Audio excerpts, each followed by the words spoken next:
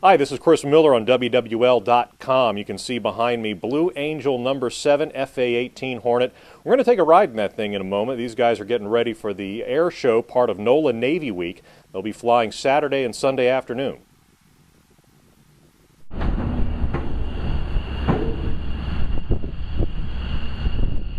And I'm all strapped in. I've got a whole bunch of switches and knobs up here that I don't know what they mean. He explained some of it to me, so I know what numbers are which.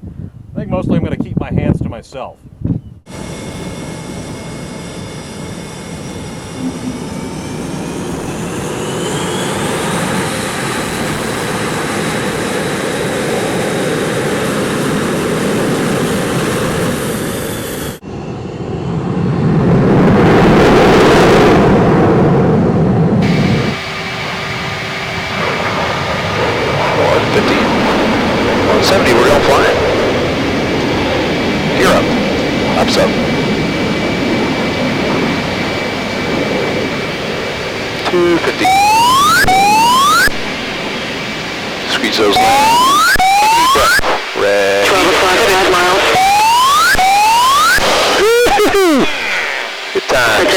Juliet, clear visual approach runway 36 left, contact Lakefront Tower 119.9er.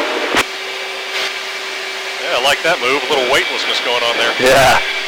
Departure Blue Angel 7 is airborne, passing 4,000 for 15,000. Falcon 1 Juliet, kilo negative. That was for flight. I think I can see my house from here.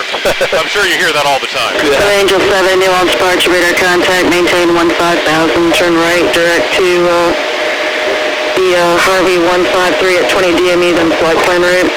Blue Angel 7, right en route, thanks. Falcon 1 Juliet, kilo, roger. Alright, as we head, we're making a right-hand turn to the south here. So whenever you're ready, let me know. I'm ready. Alrighty, I'll give you the cadence here for the hick maneuver, so squeeze those legs. Take a deep breath. Ready, hit it.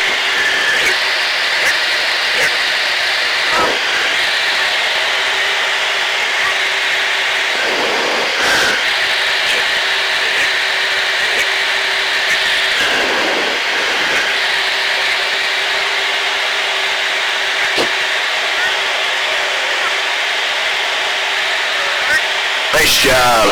How you doing? Not bad. I closed my eyes for a moment there. That was after my vision went out, but I could still hear myself saying hit. All right. So, ready to go?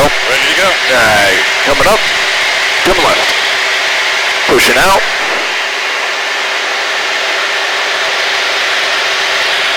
So we're upside down, just got kind of hanging in the straps.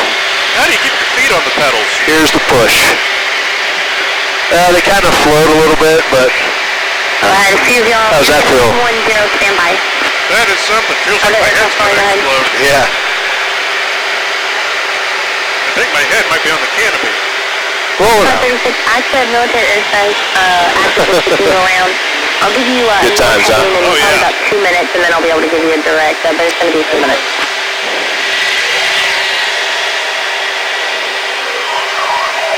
Yes, sir. So feeling all right? Yep. All right. Let's start left-hand turn. Let's start a little bit of a descent. Was it Era 910? Now we'll simulate the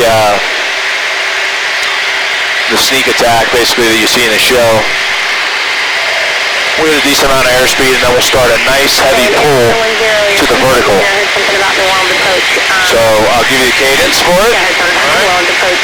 Once we're vertical, we'll start some turns. Squeeze those legs. Take a deep breath. Ready? Hit it.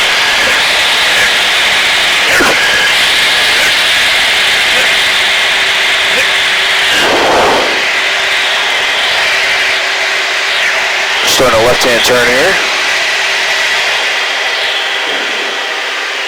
As we're in the vertical. Neat. Woohoo! Okay, in Air 910, I think you said you need the weather at New Orleans. The MSY weather. Hit about 6.5 there. Hour and a half hold. Winds are 0, How you feeling? 10, gust 1 to wind are 17. I'm still with with you. All right, we'll start a couple of rolls to the left. We'll basically do a hesitation roll is what it's called. Ready? Ready. All right, popping it up.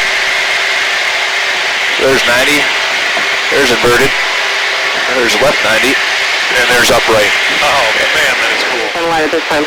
Plane of 7. Squeeze those legs. Take a deep breath. Ready. Hit it.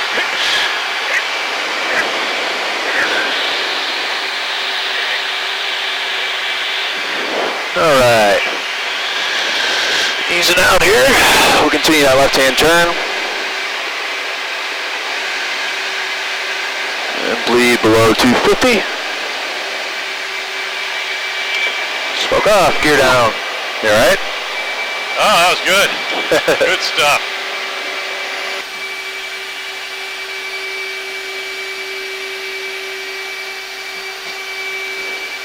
Oh, wow.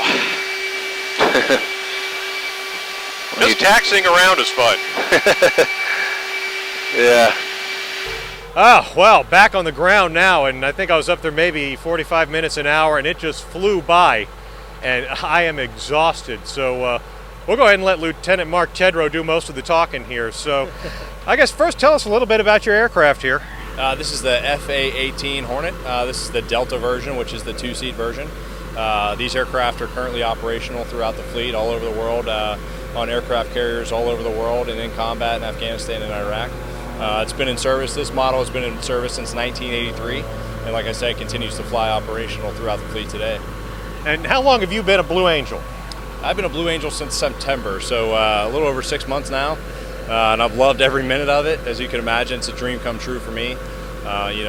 To get the opportunity to come out and represent the men and women in uniform that are serving overseas is an amazing honor. So. Those are really high-stress maneuvers you do up there. How much training and practice does that take? It is a tremendous amount of practice, tremendous amount of training. Before each pilot is ready for the show season, we do 120 training flights before our first public demonstration. So as you can imagine, when we're sequestered in El Centro in the desert over the wintertime, we're flying sometimes 2-3 times a day, just practicing, getting ready for the show season. Okay, so by the time the show season starts, is it just like automatic for you at that point? I wouldn't say it's automatic. As you can imagine, every show site is different. What we're trying to do is, take that standard template that we learned in El Centro and apply it to every different show site. So, as the maneuvers remain the same, each show site, the obstacles and the environmentals are a little bit different, and that causes us to adjust our profile.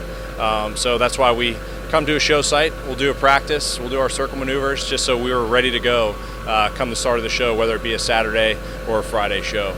All right, now this isn't the normal New Orleans Air Show that the Blues usually fly for. It's a little something different. It's Navy Week New Orleans, and instead of flying over the air base here, you're going to be out over the lake. So doing these maneuvers over water, over land, is it any different? It is a little bit different. As you mentioned, it's the commemoration of the bicentennial of the War of 1812, and this is the kickoff of Navy Week, which we're very excited about. A lot of people wonder, what does that have to do with the Blue Angels?